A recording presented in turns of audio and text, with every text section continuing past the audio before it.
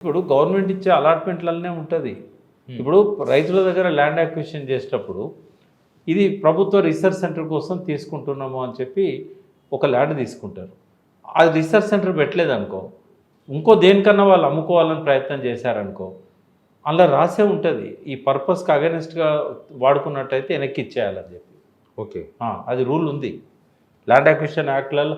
ఆక్రమించిన హెచ్వికి వస్తుండొచ్చు బ్యాక్, కానీ రిజిస్ట్రేషన్ లేదు కదా ఎస్సీకి, అందుకని గవర్నమెంట్ మాది మేము అమ్ముకుంటాం. నేను అనేది రిజిస్ట్రార్ ఎందుకు ఇచ్చాడు నీకు సంతకం పెట్టి? ఒకప్పుడు గవర్నమెంట్ ల్యాండ్ కాదు కదా, హైదరాబాద్ సెంట్రల్ యూనివర్సిటీ ల్యాండే కదా అది. సెంట్రల్ యూనివర్సిటీకి ఇచ్చింది స్టేట్ గవర్నమెంట్ 2300 ఎకరాలు. స్టేట్ గవర్నమెంట్ ఇచ్చిన దాన్ని మళ్ళీ వెనక్కి తీసుకున్నావు. ఏ పర్పస్ కోసం అయితే దాన్ని వాడలేదో ఆ పర్పస్కు ఉపయోగించలేదు కాబట్టి వెనక్కి తీసుకునే హక్కు రిజిస్ట్రార్కి ఉంటుంది, హైదరాబాద్ సెంట్రల్ యూనివర్సిటీకి ఉంటుంది.